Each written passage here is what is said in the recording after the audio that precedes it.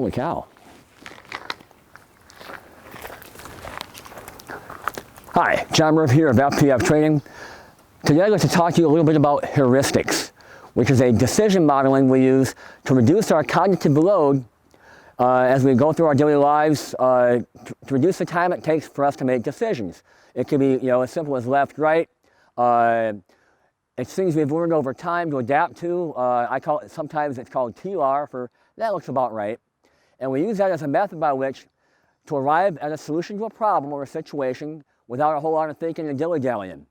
Well, the downside of that is, heuristics cannot necessarily be our friend in the self-defense environment.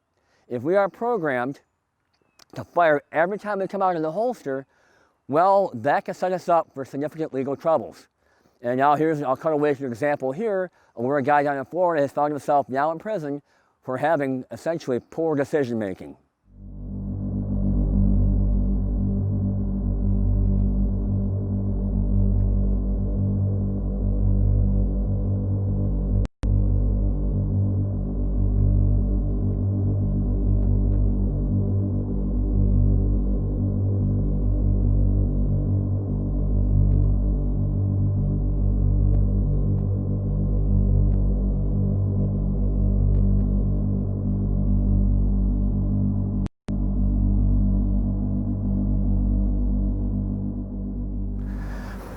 As you can see, in a little more than a blink of an eye, he went from righteous self-defense to convicted felon. He is in prison today.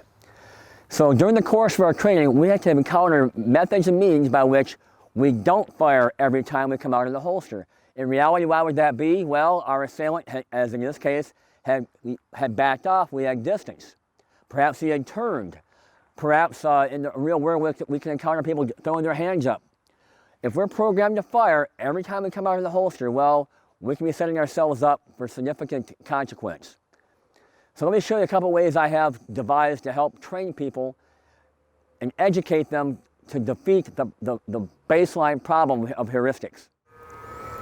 And we're back. One method by which, forgive the cows in the background, yes, this is rural Virginia, and there are cows here.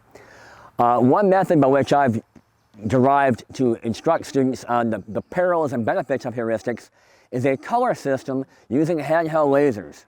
My assistant will start the shooting process, the drill, the decision to shoot, rather than with an audible beep, but with a red laser on the target. I will draw it and fire a control pair.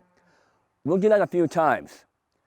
Next, subsequent to that, however, what we'll do is she'll give me that red dot, and then I'll commence the draw stroke. The color will change from red to green. And at that point, I will have to stop the firing process, perhaps come down to a low ready because we don't point guns at things that we don't intend to shoot, and then give a verbal command to this person to reinforce that they've embarked upon the right course of action, be it surrender, walk away, what have you. Here we go.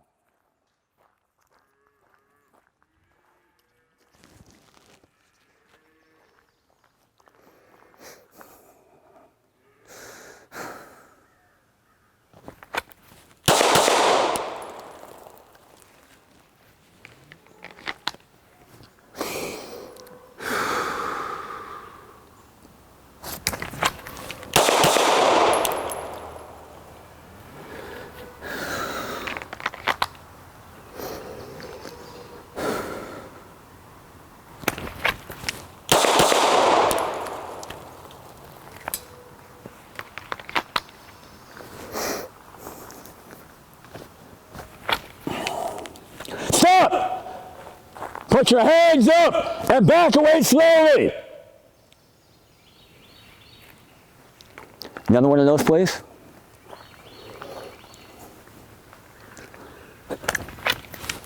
Stop! Put your hands up and back away.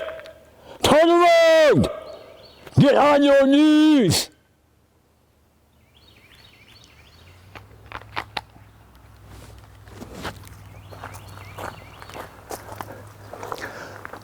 The purpose of this drill is to give us a differentiating stimulus where we must shoot to we may not have to shoot, and give us some visual feedback to cue that process. This is among several things I do in my Advanced Skills and Tactics class. If you found this interesting, I hope to see you in class sometime. Also, I'm booking hosts for 2021. Thank you, and thanks for your time.